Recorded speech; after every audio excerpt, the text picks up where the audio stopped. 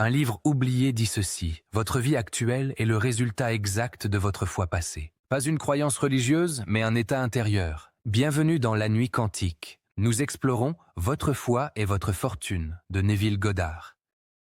Introduction. Qui était Neville Goddard? Né en 1905 sur l'île de Barbade, cet homme au parcours singulier a d'abord été danseur à New York avant de devenir, à partir des années 1930 et jusqu'à sa mort en 1972, l'un des enseignants spirituels les plus originaux et influents du XXe siècle. Il ne fonda aucune église, ne créa aucun dogme, mais donna des conférences et écrivit des livres dans lesquels il distillait une idée simple dans son énoncé, mais vertigineuse dans ses implications. Vous, et vous seul, êtes le créateur de votre expérience de vie. Neville Goddard a passé sa vie à enseigner, non pas une philosophie de la résignation ou de l'attente, mais une méthode pratique de création consciente. Il puise sa symbolique dans les écritures bibliques, qu'il interprète non pas comme un récit historique, mais comme une allégorie parfaite des lois psychologiques qui régissent la vie intérieure de l'être humain. Son langage est direct, ses affirmations sont sans appel, et son message central est résumé dans le titre même de ce livre, « Votre foi est votre fortune ». Mais attention, lorsque Neville parle de « foi », il ne fait absolument pas référence à une croyance religieuse en une divinité extérieure, ni à un vague espoir optimiste. Sa thèse centrale, celle que nous allons démonter pièce par pièce, est la suivante. Votre état intérieur, c'est-à-dire l'ensemble de vos sentiments, de vos convictions profondes et surtout de vos assumptions, vos prises pour acquises, crée inexorablement votre réalité extérieure. Votre monde, vos relations, votre situation financière, votre santé ne sont que le miroir, la matérialisation parfaite et exacte des états de conscience que vous entretenez. Vous ne subissez pas un monde extérieur, vous projetez un monde à partir de votre monde intérieur. Changer votre vie ne passe donc pas par une lutte extérieure, mais par une transformation intérieure. Votre fortune, dans tous les sens du terme, est la conséquence directe de la qualité et de la nature de votre foi, définie comme le sentiment intime de la réalité de ce que vous désirez. C'est ce renversement total de perspective que nous allons explorer. Pour naviguer dans les eaux profondes de cette idée, nous avons structuré cette analyse en 6 chapitres fondamentaux, 6 étapes pour passer de la théorie à la pratique. Nous commencerons par démasquer la véritable définition de la foi selon Neville, car tout part de là. Nous examinerons ensuite le rôle souverain de l'imagination, qu'il présente comme le seul et unique créateur de notre expérience. Le 3e chapitre sera entièrement consacré à la technique pratique au cœur de son enseignement. La scène imaginale, le mode d'emploi précis pour imprégner le subconscient. Dans un 4e temps, nous identifierons l'ennemi à abattre, ce que Neville appelle le vieux moi, cet état d'être passé qui résiste au changement. Le 5e chapitre expliquera la discipline nécessaire pour vivre de la faim, c'est-à-dire pour maintenir et ancrer le nouvel état désiré. Enfin, le 6e et dernier chapitre élargira la perspective en présentant la vision du monde qui découle de ces principes. Une véritable physique de la conscience, où l'univers entier est compris comme étant mental. Chaque chapitre est une pièce indispensable du puzzle. Alors, installez-vous. Ce que vous allez entendre pourrait remettre en question des certitudes profondément ancrées. Neville Goddard ne propose pas une simple technique de pensée positive. Il propose une métaphysique de la responsabilité absolue. Il affirme que vous avez, à chaque instant, le pouvoir de choisir l'état de conscience dont émanera votre futur. Ce voyage commence maintenant. Abonnez-vous pour ne rien manquer de cette plongée et des suivantes. Et maintenant, entrons dans le vif du sujet avec le premier chapitre, la vraie définition de la foi. Chapitre 1. La vraie définition de la foi. Le terme « foi » est sans doute l'un des plus galvaudés, des plus mal compris et des plus lourdement chargés d'interprétation dans notre langage courant. Lorsque la plupart des gens l'entendent, une constellation d'images et de concepts s'active immédiatement dans leur esprit. Les églises, les prières, les rituels religieux, une croyance en une divinité extérieure et toute puissante, ou encore, dans un registre plus séculier, une forme d'optimisme vague, un espoir ténu que les choses finiront par s'arranger. c'est précisément à ce carrefour de malentendus que Neville Goddard intervient avec la force d'un éclair. Son premier et peut-être plus grand travail dans « Votre foi et votre fortune » est un travail de nettoyage sémantique, de déblaiement conceptuel. Avant même de nous enseigner comment créer, il doit nous désapprendre ce que nous croyons savoir. Pour Neville, toute la mécanique de la création de la réalité repose sur la compréhension exacte, précise et opérationnelle de ce simple mot, la foi. Si nous échouons à saisir sa définition, tout l'édifice qui suit, l'imagination créatrice, la technique de la scène imaginale, la discipline du nouveau moi, s'écroule, réduit à une énième méthode de développement personnel superficiel. C'est pourquoi ce premier chapitre est fondateur. Il ne s'agit pas d'une introduction anodine, mais de la pose de la pierre angulaire. Sans elle, rien ne tient. Ainsi, commençons par ce que la foi, dans le lexique névillien, n'est absolument pas. Elle n'est pas, nous l'avons dit, une adhésion à un système religieux. Neville, bien qu'il utilise abondamment le langage et les symboles bibliques, les dépouille entièrement de leur dimension institutionnelle ou dogmatique. Pour lui, la Bible est un grand drame psychologique, un manuel allégorique décrivant les lois de l'esprit humain. La foi, dont il est question, n'exige donc ni prêtre, ni temple, ni credo particulier. Elle est une fonction universelle de la conscience, indépendante de toute affiliation. Deuxièmement, la foi n'est pas l'espoir. C'est une distinction capitale, peut-être la plus cruciale à intégrer. L'espoir est orienté vers le futur. Il implique une absence, un manque dans le présent, et une attente que ce manque soit comblé plus tard. J'espère obtenir ce travail, signifie que je ne l'ai pas, mais je souhaite qu'un futur me l'apporte. L'espoir, dans cette dynamique, maintient et même renforce le sentiment de privation. Il ancre l'individu dans l'état de celui qui désire, et donc, selon la logique de Neville, perpétue l'état de non-possession. Troisièmement, la foi n'est pas un vœu pieux ou un souhait passif. Elle n'a rien à voir avec la pensée magique où l'on formule un désir en croisant les doigts, sans engagement intérieur. Enfin, et c'est plus subtil, la foi n'est pas une simple croyance intellectuelle, une opinion que l'on tiendrait pour vraie dans l'abstrait.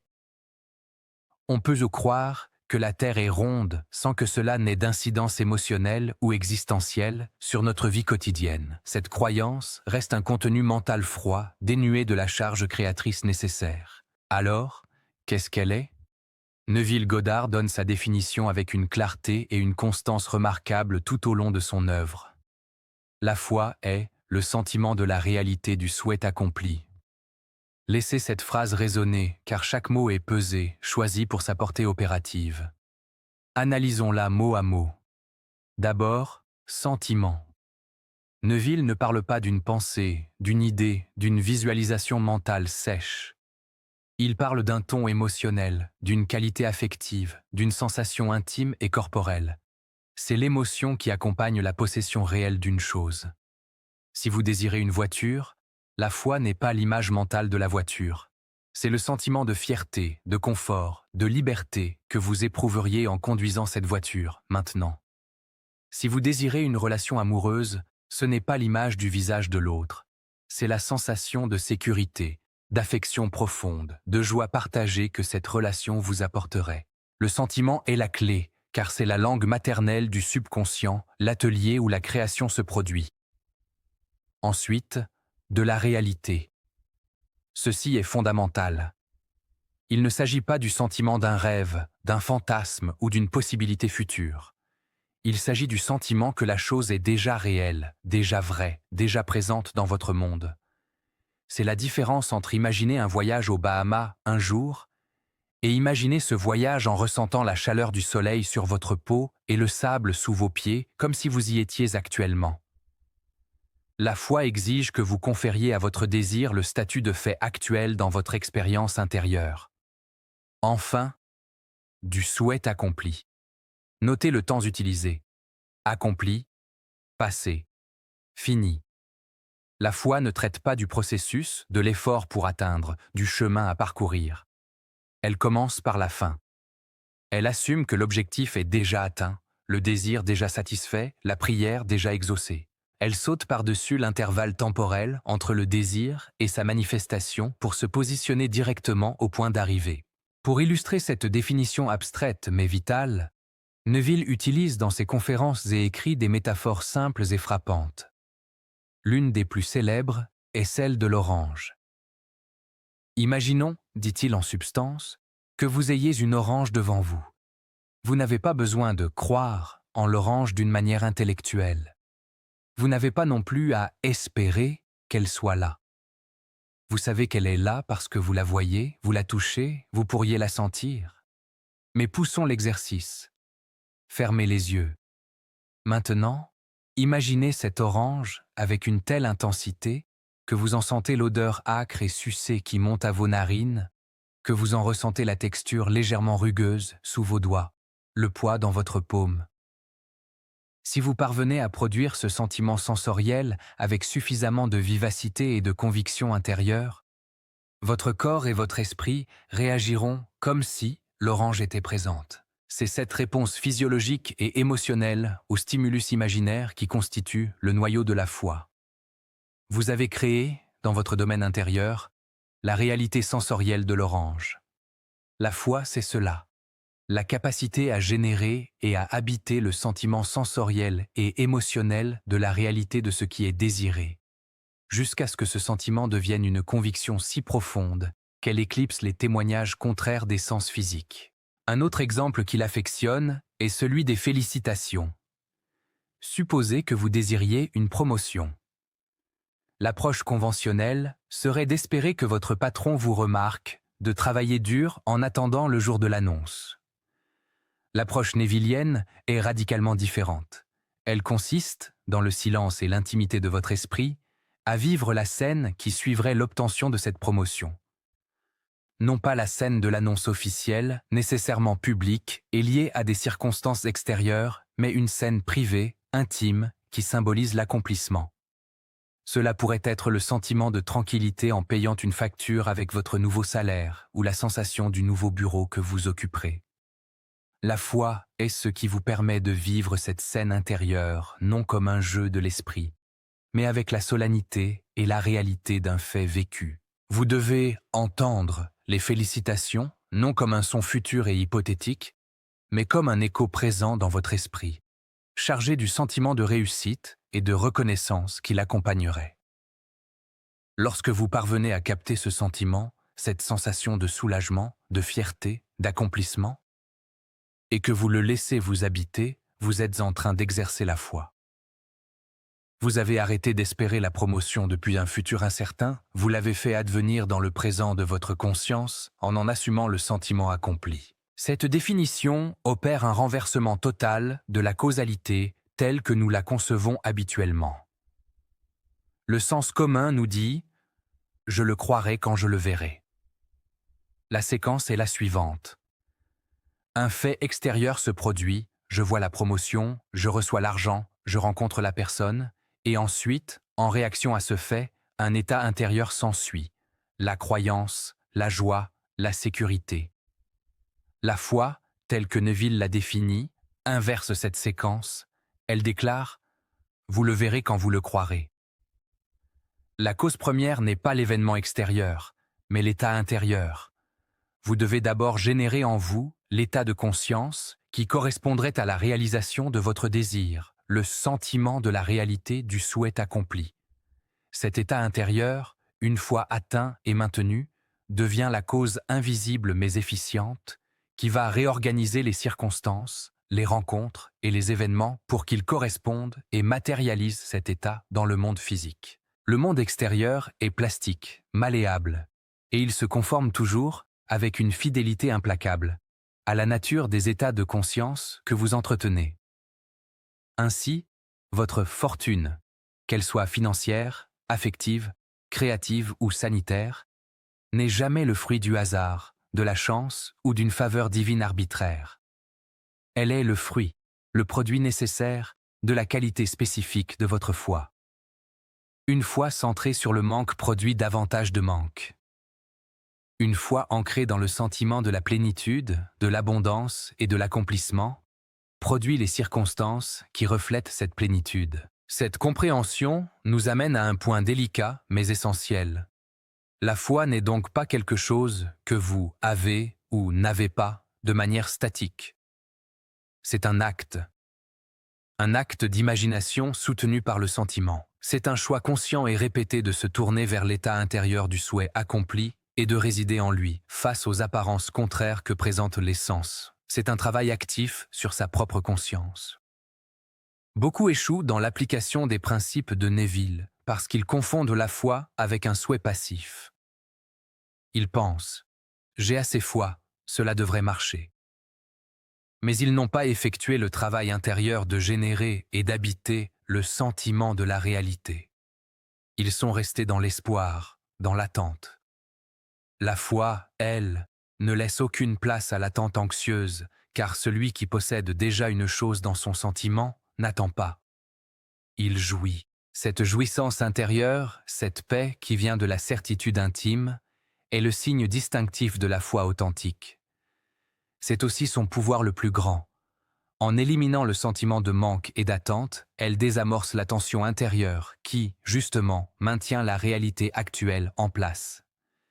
Le monde extérieur n'a plus d'autre choix que de se plier à cette nouvelle réalité intérieure, stable et sereine, parce qu'elle est devenue, pour vous, la seule réalité vraie. En définitive, Neville Goddard ne nous invite pas à croire en quelque chose d'extérieur. Il nous invite à croire en notre propre pouvoir de rendre réel, par le sentiment, le monde que nous choisissons d'habiter en imagination. Et c'est de cette croyance en notre propre puissance créatrice, vécue dans le sentiment présent, que naît toute fortune. Le voyage vers la maîtrise de cette force commence par la compréhension de ce premier principe. Tout le reste en découle. Chapitre 2. L'imagination, seul créateur. Ayant établi que la foi véritable est le sentiment intime de la réalité de nos souhaits accomplis, Neville Goddard nous conduit au seuil d'une révélation qui constitue le cœur même de sa cosmologie et le fondement pratique de toute sa méthode. Cette révélation, énoncée avec une clarté qui ne souffre aucune ambiguïté, est que l'imagination n'est pas une faculté secondaire de l'esprit, un divertissement stérile ou un outil pour embellir le réel. Elle est, selon ses propres termes, la seule et unique force créatrice dans l'univers. Elle est le Dieu biblique, le Père de toutes choses, la substance à partir de laquelle toute réalité, qu'elle soit intérieure ou extérieure, prend forme. Ce postulat n'est pas une métaphore poétique dans son enseignement, c'est un principe ontologique, une loi aussi fondamentale et inexorable que la gravité dans le domaine physique. Pour comprendre la profondeur de cette affirmation, il faut abandonner toute conception de l'imagination comme étant opposée à la réalité. Pour Neville, l'imagination est la réalité dans son état naissant, fluide, non figé. Le monde que nous percevons comme solide, objectif et indépendant de nous, n'est, dans cette perspective, que l'imagination devenue dense, cristallisée, ayant pris l'apparence de la matière et de la nécessité. C'est un reflet, une ombre portée, une extériorisation parfaite de ce qui a d'abord été conçu, nourri et senti comme réel dans le théâtre intérieur de notre conscience. Cette conception renverse complètement la hiérarchie des valeurs et des pouvoirs que la culture commune nous inculque. Depuis l'enfance, nous apprenons que le monde extérieur est la référence suprême, la réalité objective à laquelle nous devons nous adapter, et que notre monde intérieur, nos rêves, nos souhaits, nos imaginations, est secondaire, souvent illusoire, et doit être discipliné, voire réprimé, pour coller aux exigences du monde réel. Neville inverse cette pyramide. Il affirme que le monde intérieur de l'imagination est la cause première, le moule originel, et que le monde extérieur n'en est que l'effet, la copie obligée. L'homme, écrit-il, est toute imagination, et l'homme est là où est son imagination. Cette phrase contient toute sa pensée. Vous n'êtes pas un corps qui possède une imagination. Vous êtes une entité imaginative qui expérimente temporairement la condition d'habiter un corps et un monde particulier. Ce monde particulier n'est que la projection, la matérialisation en 3 dimensions, de la nature et du contenu de votre imagination dominante. Pour saisir la portée pratique de cette idée, il faut la déplier sous deux angles complémentaires. D'abord, la nature de l'imagination comme substance créatrice pure, et ensuite, le mécanisme par lequel cette substance se densifie en expérience tangible. L'imagination, dans le système de Neville, n'est pas la fantaisie. Il établit une distinction cruciale que beaucoup négligent, conduisant à l'échec. La fantaisie est une activité mentale désordonnée, sans direction ni charge émotionnelle profonde. Elle papillonne, elle est ludique et généralement déconnectée de tout désir de réalisation. L'imagination créatrice, elle, est une activité concentrée, volontaire et surtout portée par le sentiment. C'est la combinaison d'une image mentale claire et du sentiment de sa réalité que nous avons définie comme la foi. Lorsque vous imaginez une scène non pas comme un spectateur distant, mais en vous y impliquant totalement par les sens et l'émotion jusqu'à ce qu'elle produise en vous le sentiment du « c'est fait », vous êtes en train d'utiliser l'imagination dans son mode créateur. À cet instant précis, vous n'êtes pas en train de rêvasser à un futur possible. Vous êtes en train de sculpter activement le présent de votre conscience et par conséquent, le futur de votre monde. Car, pour Neville, le présent de la conscience est le seul temps qui existe réellement. Le passé n'est qu'une mémoire, une trace d'un état de conscience antérieur. Le futur est une potentialité qui attend d'être actualisée par un état de conscience présent. L'imagination est l'outil qui permet de choisir, dans le présent, l'état de conscience dont le futur sera le déploiement. C'est pourquoi il insiste tant sur le fait de vivre de la fin. En imaginant et en sentant le souhait comme accompli, vous plantez dans le sol du présent la graine exacte dont le futur ne pourra que porter le fruit. Comment ce processus de création se produit-il? Neville décrit souvent un mouvement en trois temps. Premièrement, il y a l'assomption. C'est l'acte de prendre pour acquis, d'assumer comme vrai dans votre monde intérieur un état ou une situation qui n'est pas encore manifestée à l'extérieur. Vous assumez le sentiment d'être en bonne santé, d'être aimé, d'être prospère. Deuxièmement, cette assomption, si elle est imprégnée du sentiment de réalité, la foi, devient un état de conscience. Elle cesse d'être un souhait pour devenir votre nouvelle identité intérieure, votre façon de vous percevoir et de percevoir le monde. Troisièmement, cet état de conscience, maintenu avec constance, commence à émettre une sorte de vibration, une signature énergétique, qui attire à elle et organise toutes les circonstances, les rencontres et les événements nécessaires à sa manifestation dans le monde des sens. Il ne s'agit pas d'une loi d'attraction magique où des objets volent vers vous, mais d'une loi d'expression organique et psychologique. Votre état intérieur modifie votre perception, influence vos décisions inconscientes, attire les personnes qui résonnent avec cet état et ouvre votre esprit à des opportunités qui étaient toujours là, mais que vous ne voyiez pas auparavant. Le monde extérieur se réarrange pour devenir le miroir parfait de votre monde intérieur, car, en vérité, il n'a jamais été séparé de lui. Il en est l'écho, l'ombre, l'effet visible. Cette idée que le monde objectif est un reflet conduit à une prise de responsabilité totale et parfois dérangeante. Si votre réalité extérieure est le miroir de vos états intérieurs, alors chaque aspect de votre vie, les relations qui vous comblent, tout vous blesse, la situation financière, l'état de santé, le cadre de vie, vous parle de vous. Il vous révèle la nature de votre imagination dominante. Une situation de conflit récurrent ne pointe pas vers la méchanceté des autres, mais vers un état intérieur de conflit, de défense ou de victimisation que vous entretenez. Une absence de ressources financières ne parle pas d'une économie défaillante, mais d'un état intérieur de manque, de limitation ou de non-mérite qui est activement imaginé et ressenti. Cette perspective peut sembler dure, car elle retire toute possibilité de se poser en victime des circonstances. Mais Neville y voit la plus grande libération qui soit. Si votre monde est le reflet de votre imagination, alors vous avez le pouvoir de le changer en changeant votre imagination. Vous n'êtes plus à la merci d'un destin capricieux ou d'un système injuste. Vous êtes l'architecte et les briques de votre construction sont vos propres états de conscience.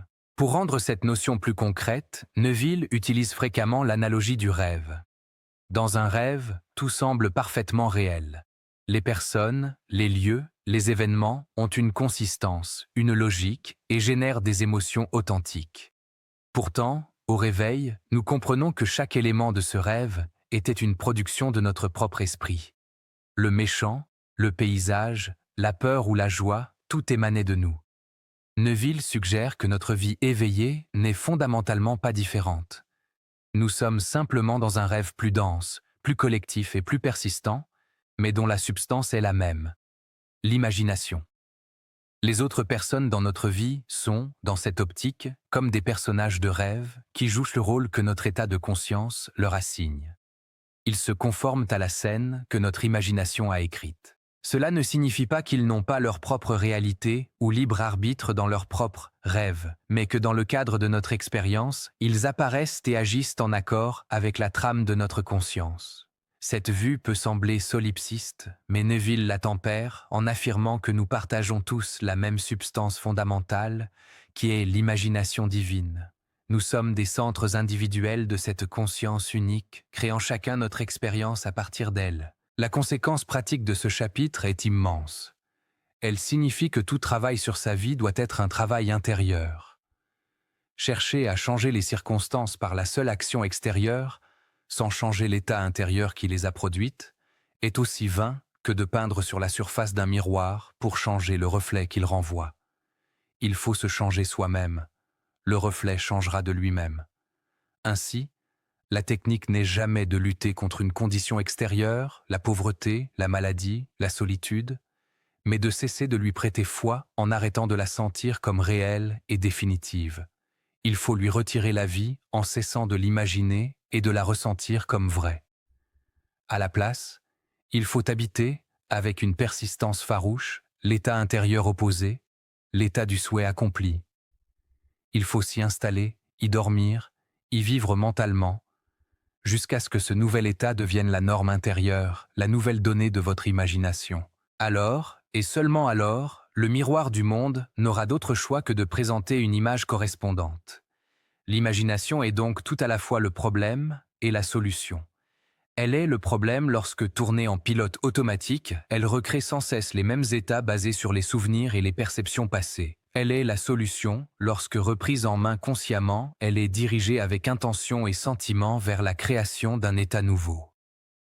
En définitive, comprendre que l'imagination est le seul créateur, c'est comprendre que vous détenez en vous, à chaque instant, le pouvoir de tout recommencer.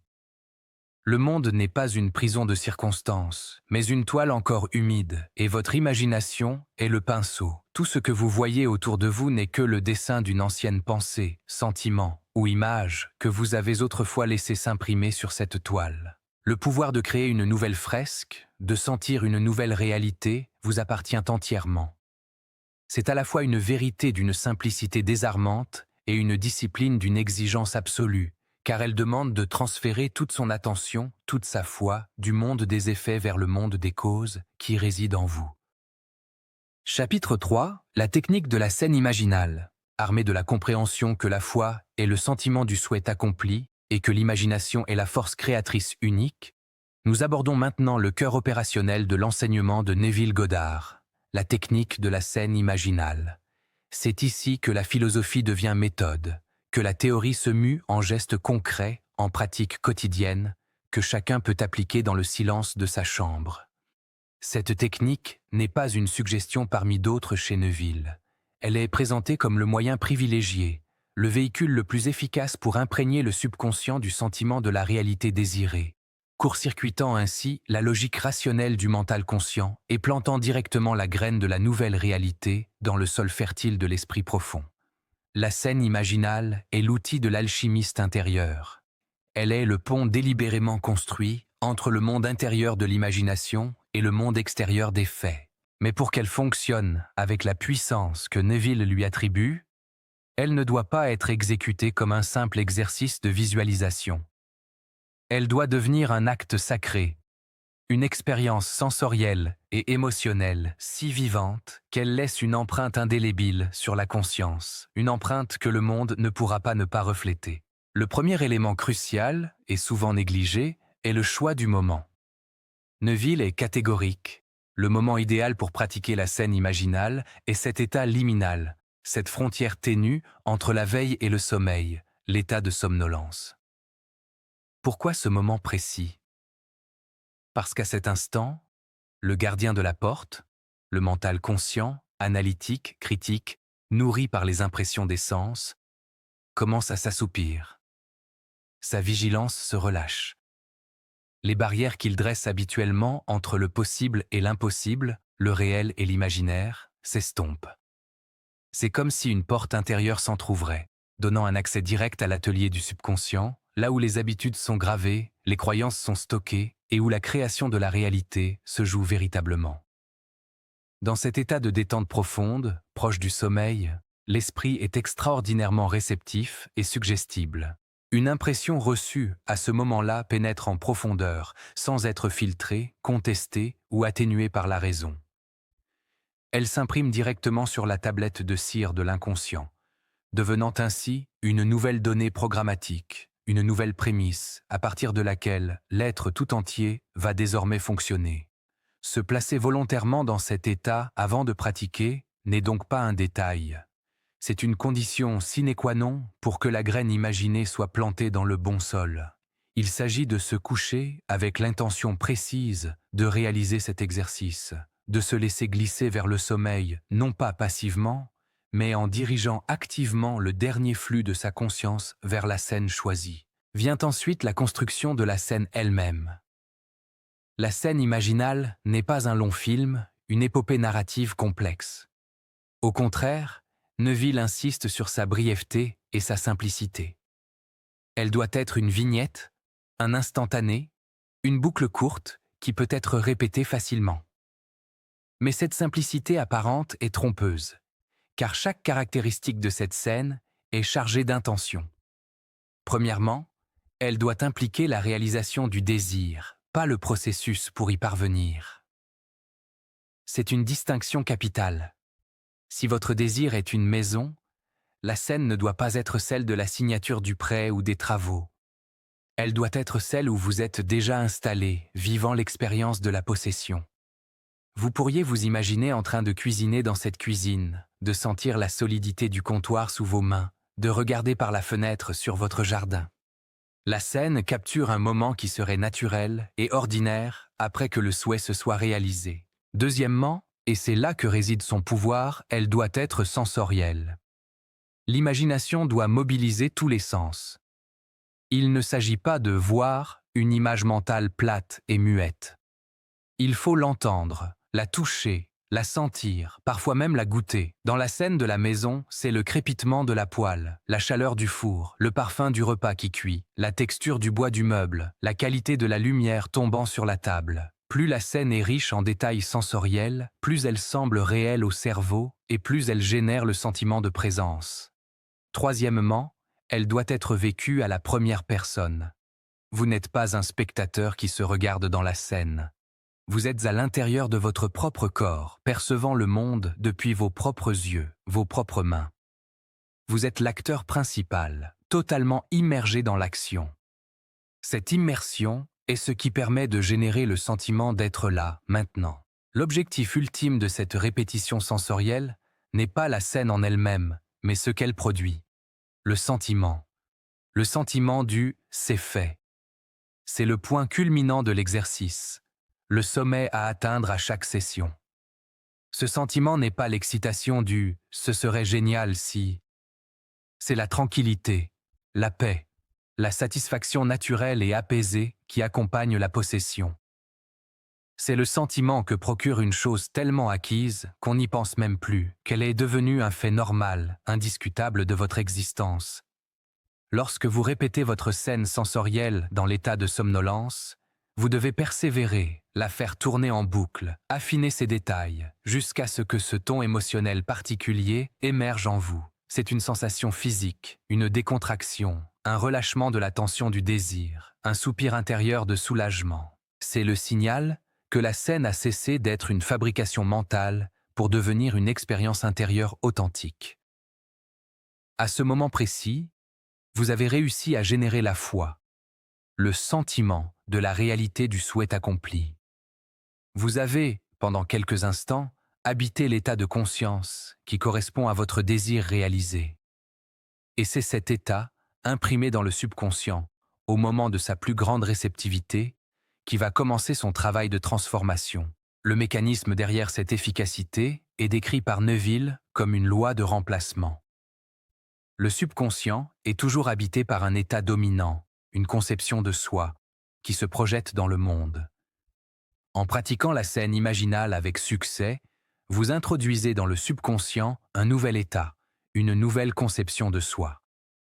Si vous répétez cet acte avec suffisamment de fréquence et surtout, avec suffisamment d'intensité émotionnelle, le sentiment, ce nouvel état finit par évincer l'ancien. Il devient la nouvelle prémisse, la nouvelle vérité intérieure à partir de laquelle vous fonctionnez. Votre perception, vos pensées automatiques, vos réactions émotionnelles et même vos actions inconscientes commencent alors à se réorganiser pour être cohérentes avec cette nouvelle vérité. Vous vous mettez à remarquer des opportunités que vous ne voyiez pas avant. Vous avez des idées nouvelles, vous êtes poussé à faire des gestes que vous n'auriez pas faits auparavant, tout cela guidé de l'intérieur par cette nouvelle programmation.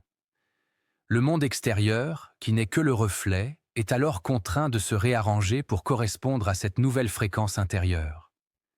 Les événements se mettent en place, les personnes concernées agissent, les circonstances convergent, non par magie, mais par le jeu naturel des lois de la conscience que Neville décrit. La scène imaginale n'est donc pas une prière pour demander quelque chose à l'extérieur, c'est un acte de création intérieure qui, une fois accompli, rend la manifestation extérieure inévitable, aussi naturelle que la floraison d'une plante dont on a planté la graine. L'erreur commune est de pratiquer cette technique en cherchant à vérifier son efficacité dans le monde extérieur.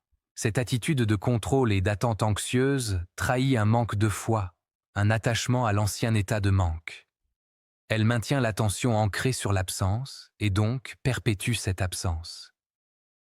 La discipline véritable, enseignée par Neville, consiste à pratiquer la scène pour le pur plaisir de l'expérience elle-même, pour la jouissance du sentiment qu'elle procure.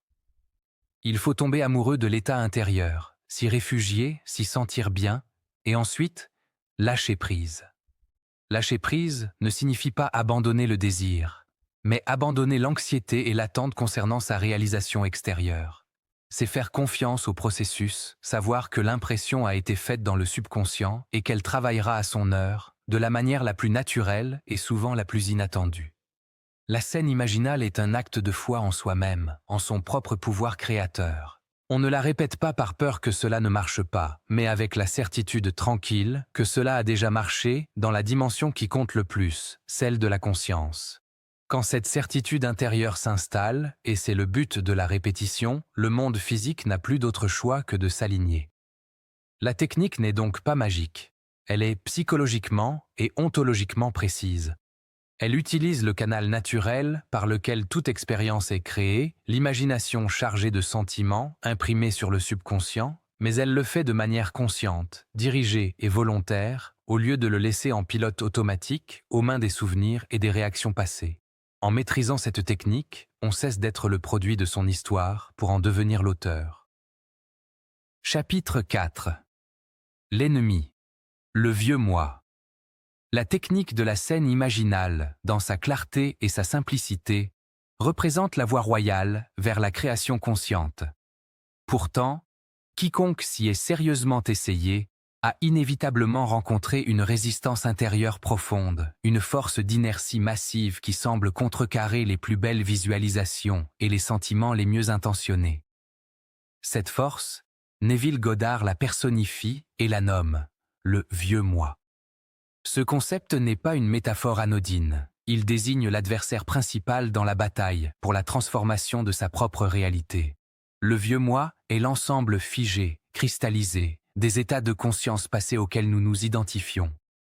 Il est la somme de nos histoires, de nos blessures, de nos conclusions sur nous-mêmes et sur le monde, devenues si familières qu'elles se confondent avec notre identité même. C'est la voix intérieure qui murmure « Je suis pauvre, je suis seul, je ne mérite pas, je suis malchanceux, le monde est dangereux ». Cette identification à l'état actuel, aussi insatisfaisant soit-il, constitue la forteresse à partir de laquelle le vieux moi défend son territoire, car toute tentative de changement est perçu par lui comme une menace existentielle, un risque de dissolution de ce qui a été tenu pour être moi pendant des années, voire des décennies. Ce vieux moi n'est pas une entité mystérieuse ou diabolique. Il est la conséquence naturelle du fonctionnement de la conscience. L'esprit, par souci d'efficacité et de cohérence, cherche à stabiliser notre expérience. Il tire des conclusions à partir de nos expériences passées et les érige en lois personnelles. Une série d'échecs financiers se solidifie en conviction « je suis nul avec l'argent ». Une déception amoureuse devient « je ne suis pas fait pour être aimé ». Ces conclusions, renforcées par la répétition des pensées et des sentiments qui les accompagnent, s'ancrent profondément dans le subconscient. Elles deviennent des programmes automatiques, des lentilles à travers lesquelles nous percevons et interprétons le monde. Le danger, comme le souligne Neville, est que cette identification n'est pas perçue comme un simple programme. Elle est vécue comme la vérité ultime sur nous-mêmes. Nous ne disons pas « j'expérimente temporairement une sensation de manque », nous disons « je suis pauvre ». Cette confusion entre l'état et l'identité est le piège fondamental. Le vieux moi est justement cette identification erronée et figée. Il est la prison construite avec les briques de nos anciennes prières exaucées, de nos anciens états de conscience devenus chers et dont nous avons oublié qu'ils furent un jour de simples possibilités imaginées et ressenties. La résistance du vieux moi au changement est totale et s'exprime de multiples façons, souvent sournoises. La plus évidente est le flot de pensées négatives et contradictoires qui surgit immédiatement après une séance de scène imaginale réussie. À peine a-t-on goûté au sentiment paisible de l'accomplissement que la voix résonneuse et critique monte. « C'est ridicule, regarde ton compte en banque. Tu rêves, ça n'arrivera jamais. Qui tu crois être pour mériter ça ?» Cette voix n'est autre que le vieux moi défendant sa définition de la réalité. Une définition basée exclusivement sur l'évidence des sens et la mémoire des échecs passés. Une autre forme de résistance est l'attraction magnétique vers les comportements, les conversations et les environnements qui renforcent l'ancien état. Après s'être imaginé prospère, on peut se surprendre à ruminer ses dettes, à se plaindre de son manque d'argent avec des amis ou à éviter de regarder ses relevés bancaires. Ces actions, en apparence anodines, sont des actes de fidélité à l'ancien état. Elles le nourrissent et le maintiennent en vie. Pire encore, le vieux moi peut saboter les opportunités qui se présentent. Une invitation prometteuse sera déclinée par une excuse, une idée géniale sera étouffée dans l'œuf par l'autocritique. Car accepter l'opportunité serait faire un pas hors de la cellule connue. Et le vieux moi préfère la sécurité de la prison à l'inconnu de la liberté. Cette résistance n'est pas un signe d'échec personnel. Elle est la preuve que la technique touche juste, qu'elle remue les fondations de l'identité établie. Le vieux moi recrée les mêmes circonstances parce qu'il est la source même de ces circonstances. Il est le créateur en pilote automatique. Chaque pensée de manque, chaque sentiment d'indignité, chaque action motivée par la peur ou la limitation est une prière adressée à l'imagination créatrice, une instruction claire pour reproduire à l'identique l'expérience passée. Ainsi, la personne qui s'identifie à la pauvreté ne se contente pas de manquer d'argent. Elle adopte une posture, un langage corporel, un mode de pensée, une sélectivité attentionnelle qui filtre le monde pour n'en voir et n'en attirer que les aspects confirmant cette pauvreté. Elle ne voit pas les opportunités, car elles ne correspondent pas au schéma familier de son vieux moi. Elle interprète un revers temporaire comme une preuve définitive de son destin. Elle est prise dans une boucle de rétroaction parfaite. L'état intérieur crée les circonstances qui renforcent la croyance en cet état, qui à son tour recrée les mêmes circonstances. C'est un cercle vicieux d'une effrayante efficacité, une servitude volontaire à un fantôme du passé qui se présente comme la seule réalité possible. La bataille contre le vieux moi n'est donc pas une bataille contre des circonstances extérieures. Lutter contre le manque d'argent par plus d'efforts frénétiques, tout en conservant intérieurement l'état d'esprit de celui qui manque, est vain. C'est comme vouloir nettoyer un miroir en essuyant le reflet. Il faut cesser de regarder le reflet pour s'occuper de l'objet qui se reflète. Le vrai travail est un travail de désidentification. Il consiste à reconnaître que le « je suis pauvre » n'est pas une vérité ontologique, mais un état de conscience que l'on a habité et auquel on s'est accroché. C'est réaliser que l'on n'est pas cet état. On l'expérimente. Cette prise de distance est le premier pas pour reprendre son pouvoir. Neville enseigne que la clé n'est pas de combattre le vieux moi frontalement, ce qui ne ferait que renforcer son importance et sa réalité, mais de l'ignorer délibérément en tournant le dos à son discours. Au lieu d'argumenter avec la voix qui dit « tu ne peux pas », on se détourne complètement d'elle pour porter toute son attention sur la construction et l'habitation du nouveau moi. Le nouveau moi est l'état de conscience désiré, vécu dans l'imagination et imprégné du sentiment du « c'est fait » grâce à la scène imaginale. Chaque fois que l'on choisit de se replonger dans le sentiment de la réalisation, que l'on répète mentalement la scène du succès, que l'on adopte le dialogue intérieur de la personne qui a déjà ce qu'elle désire, c'est merveilleux d'avoir cela. Je suis si reconnaissant. On retire de l'énergie au vieux moi pour en donner au nouveau. C'est un processus de substitution, non d'affrontement. On ne tue pas l'ombre, on allume une lumière plus forte. La discipline consiste à revenir, encore et encore, à la demeure du nouveau moi chaque fois que le vieux cherche à nous ramener dans ses murs familiers. Lorsqu'une pensée de doute surgit, au lieu de s'y engager, on la laisse passer comme un nuage dans le ciel et on replace immédiatement son attention sur le sentiment de l'accomplissement. On surveille son langage, on évite les conversations qui renforcent l'ancien état, on agit comme si le nouveau était vrai. Ces actes ne sont pas des dénis de la réalité extérieure. Ce sont des affirmations délibérées d'une réalité intérieure plus haute, qui finira par supplanter l'ancienne. Le passage est douloureux car il implique une mort psychologique. Le vieux moi, avec toutes ses sécurités illusoires, ses justifications et ses habitudes, doit être laissé derrière. C'est pourquoi Neville parle souvent de « mourir » à son ancienne conception de soi. Ce n'est pas une mort physique, mais la fin d'une identification. Cette période de transition peut être inconfortable, car on se trouve dans un entre-deux. L'ancien état perd sa puissance, mais le nouveau n'est pas encore pleinement manifesté. Les doutes sont à leur comble. Les vieilles circonstances peuvent sembler s'accrocher avec acharnement. C'est le moment de la plus grande persévérance, de la foi la plus pure. Il faut tenir ferme dans l'assomption du nouveau moi, avec la certitude que le vieux n'est déjà plus qu'une ombre en train de se dissiper, un écho d'une prière que l'on ne formule plus. Comprendre la nature du vieux moi est libérateur. Cela transforme les échecs apparents, les retours de doute, en simples signes que la technique agit et qu'elle rencontre la résistance prévisible du système établi. Ce n'est pas un signal d'abandon, mais un indicateur qu'il faut renforcer et densifier l'habitation du nouveau moi. En fin de compte, le vieux moi n'a de pouvoir que celui que nous lui prêtons par notre attention et notre identification. Dès que nous cessons de le reconnaître comme nous-mêmes, dès que nous fixons résolument notre regard sur l'état que nous avons choisi d'incarner, il perd sa substance. Il cesse d'être un ennemi pour n'être plus qu'un fantôme du passé, dont les derniers murmures se perdent dans le silence d'une conscience qui a choisi de se recréer à neuf. Chapitre 5. La discipline du vivre de la fin.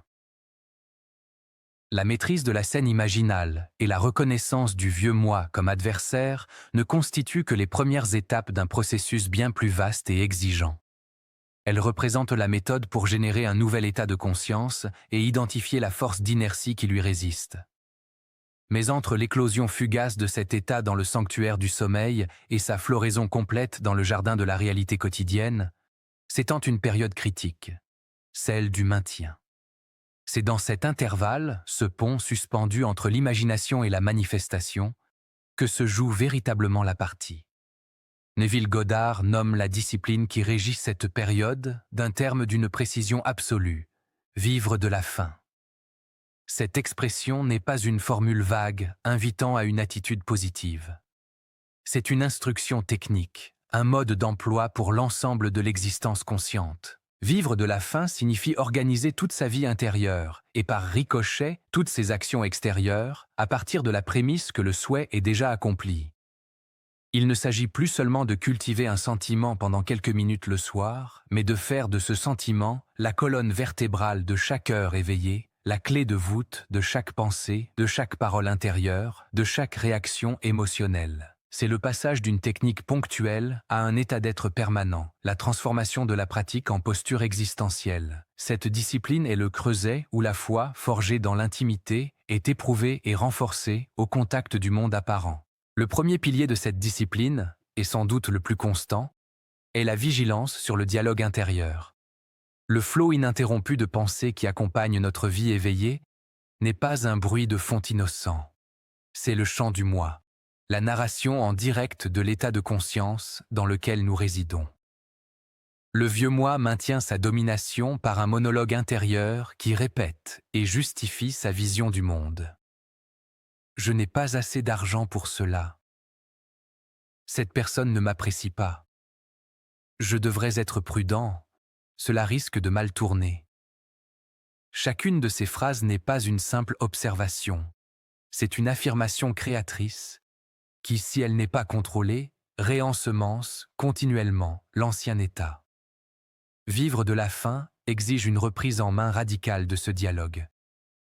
Il faut apprendre à écouter ses propres pensées avec le détachement d'un ingénieur surveillant une machine et à corriger immédiatement tout écart par rapport à la nouvelle réalité assumée. Si le désir est la prospérité, toute pensée qui commence par « je manque de » doit être consciemment interrompue et reformulée. Le dialogue intérieur doit devenir celui de la personne qui possède déjà. Non pas « j'espère recevoir cet argent », mais « je suis reconnaissant de la façon dont l'abondance afflue dans ma vie ». Non pas « je veux être en bonne santé », mais « je me sens plein d'énergie et de vitalité ». Cette reformulation n'est pas un mensonge que l'on se dit, c'est un alignement délibéré de la pensée consciente avec l'état que le subconscient est en train d'assimiler grâce à la scène imaginale. C'est fermer la porte par laquelle le vieux moi tente de se réinfiltrer par la pensée. Ce travail est fastidieux au début, car l'ancien monologue est profondément ancré. Mais avec une persévérance de chaque instant, le nouveau dialogue finit par devenir la voix dominante, puis automatique, modifiant en profondeur la vibration émotionnelle de base à partir de laquelle on perçoit le monde. Le deuxième pilier, indissociable du premier, est l'alignement des actions. Les actions ne sont pas seulement des conséquences, elles sont aussi des affirmations puissantes. Une action prise dans la peur du manque renforce l'état de manque. Une action prise dans la certitude de l'abondance, même petite et symbolique, renforce l'état d'abondance. Vivre de la faim ne signifie pas attendre passivement la manifestation pour agir. Cela signifie agir depuis la faim, comme si elle était déjà là. Cela implique de faire des choix cohérents avec le nouvel état. Si l'on s'est assumé prospère, cela peut se traduire par un soin accru porté à ses affaires personnelles, par le fait de ranger et d'embellir son espace de vie, de s'habiller avec une considération nouvelle pour soi-même, ou de commencer à planifier des projets qui n'auraient eu aucun sens dans l'ancien état de limitation. Il ne s'agit pas de dépenser de l'argent que l'on n'a pas de façon irresponsable, ce qui serait un acte de désespoir et non de foi, mais d'adopter les gestes, les postures et les attentions de celui qui vit dans l'aisance. C'est une action empreinte de dignité et de confiance. De même, si le désir est une relation harmonieuse, vivre de la faim consistera à être soi-même harmonieux, patient et aimant dans ses interactions actuelles, sans attente ni exigence envers quiconque. L'action devient alors une prière en mouvement, une démonstration physique de la foi intérieure. Elle ancre le nouvel état dans le monde des faits par de petits actes concrets, créant un pont tangible entre l'imagination et la réalité sensorielle. Ces actions, répétées, envoient un signal sans équivoque au subconscient. Je me comporte comme si c'était vrai. Donc c'est vrai. Au cœur de cette discipline, Neville place deux pratiques spécifiques qu'il considère comme des amplificateurs puissants de l'état assumé. La louange et l'action de grâce. Ces termes, encore une fois, sont à comprendre en dehors de tout cadre religieux institutionnel. La louange n'est pas une adoration d'une divinité extérieure, mais une attitude intérieure de célébration et d'approbation de l'état désiré. C'est le fait de se réjouir intérieurement, de chérir le sentiment de l'accomplissement comme un trésor. Neville suggère de louer le nouvel état, de le magnifier dans son cœur. Si vous avez assumé la santé, louez le sentiment de force dans votre corps. Si vous avez assumé la réussite, louez le sentiment de compétence et de reconnaissance. Cette louange intérieure a pour effet d'intensifier le sentiment, de lui donner plus de densité et de réalité, tout en maintenant l'attention fixée sur le but et non sur l'absence. Elle est un antidote direct au ressassement des problèmes. L'action de grâce, quant à elle, est l'étape ultime de la foi. C'est le sommet de la discipline du vivre de la fin. Elle n'est pas une gratitude pour une future manifestation, mais la gratitude pour le fait que le désir est déjà exaucé dans la dimension causale de l'imagination. Remercier par avance, avec la sincérité et l'émotion de celui qui a reçu, est l'acte le plus puissant pour sceller l'Assomption. C'est déclarer la boucle fermée. L'action de grâce n'admet aucun doute. Elle est l'expression naturelle d'un cœur convaincu. Pratiquée régulièrement, non comme une formule creuse, mais en se connectant profondément au sentiment de reconnaissance, elle agit comme un puissant aimant qui tire la manifestation du monde invisible vers le monde visible. Elle est la preuve ultime que l'on vit véritablement de la fin, car on ne remercie pas pour quelque chose que l'on espère, on remercie pour ce que l'on possède. Cette discipline totale exige une vigilance de chaque instant, une forme d'ascétisme mental. Elle est la partie la plus difficile de l'enseignement de Neville, car elle nous confronte à l'habitude invétérée de réagir aux apparences extérieures. Lorsqu'une facture arrive, l'ancien réflexe est l'anxiété. Vivre de la faim, c'est reconnaître cette anxiété comme la voix du vieux moi, et choisir délibérément de se replacer dans le sentiment de l'aisance et de la solution déjà trouvée. Lorsqu'un conflit survient, l'ancien réflexe est la colère ou la frustration. Vivre de la faim, c'est choisir la réponse intérieure de celui qui vit déjà dans l'harmonie et la paix, et ajuster son action en conséquence. C'est un entraînement constant à refuser de valider par ses réactions émotionnelles le monde qu'on ne souhaite plus, et à confirmer par ses sentiments le monde qu'on est en train de créer. Cette discipline n'est pas une répression des émotions, mais une redirection consciente de l'énergie émotionnelle. Il ne s'agit pas de nier la difficulté apparente, mais de refuser de lui accorder le pouvoir de définir notre état intérieur. C'est dans ce feu quotidien de l'épreuve que la foi est purifiée et renforcée. Chaque fois que l'on réussit à maintenir le dialogue intérieur du nouveau moi face à une contradiction extérieure, on sculpte un peu plus la réalité à venir. On devient, littéralement, l'incarnation vivante de son propre souhait. Et le monde n'a d'autre choix que de se conformer à cette incarnation. Le vivre de la faim est donc bien plus qu'une technique. C'est l'art de l'incarnation consciente. C'est le processus par lequel l'homme, ayant imaginé une nouvelle version de lui-même, consent à mourir à l'ancienne et s'engage à marcher, parler, penser et sentir comme la nouvelle, jusqu'à ce que le ciel intérieur et la terre extérieure ne fassent plus qu'un. Ainsi se referme notre exploration de Votre foi est votre fortune de Neville Goddard. Ce voyage à travers les 6 chapitres fondamentaux nous aura mené du déblaiement d'un mot, la foi, jusqu'aux confins d'une vision du monde où la conscience est la seule substance et l'unique loi.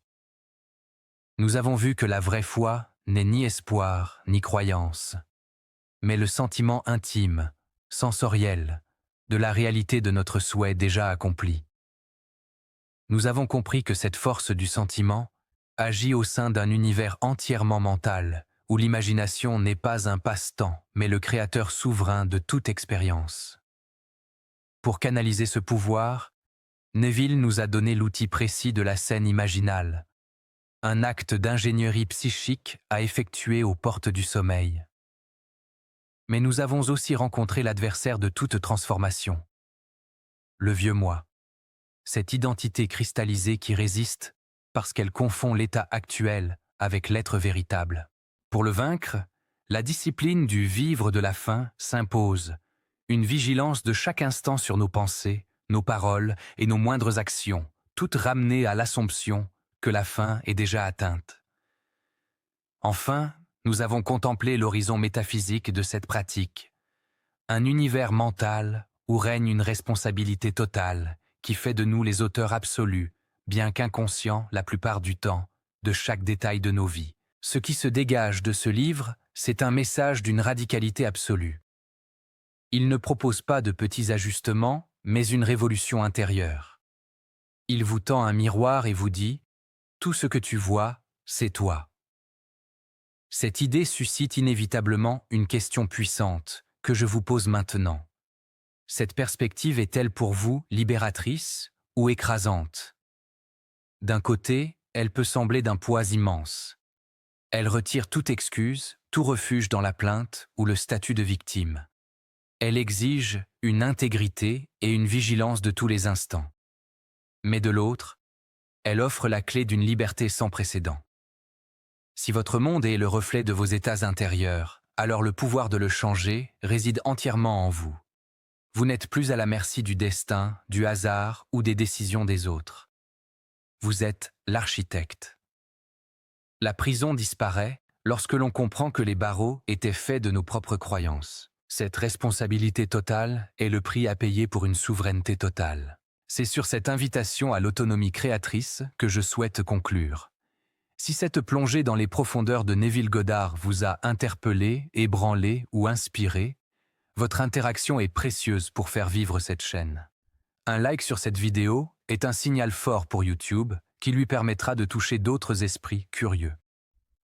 Un abonnement à la Nuit Quantique, avec la cloche activée, vous assurera de ne manquer aucune de nos prochaines explorations de livres anciens, où nous continuerons à déterrer des idées capables de transformer notre regard.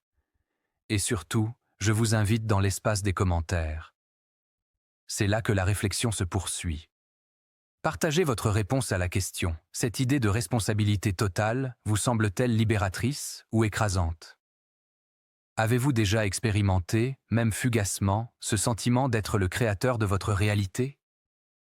Vos témoignages et vos échanges sont le carburant de cette communauté. Je vous remercie profondément pour votre attention et votre temps. Explorer ces territoires de la pensée en votre compagnie est un privilège. N'oubliez pas, vous n'êtes pas ici pour subir une histoire, mais pour l'écrire. Continuez à chercher, à douter et à créer. Je vous dis à très bientôt pour une nouvelle nuit quantique.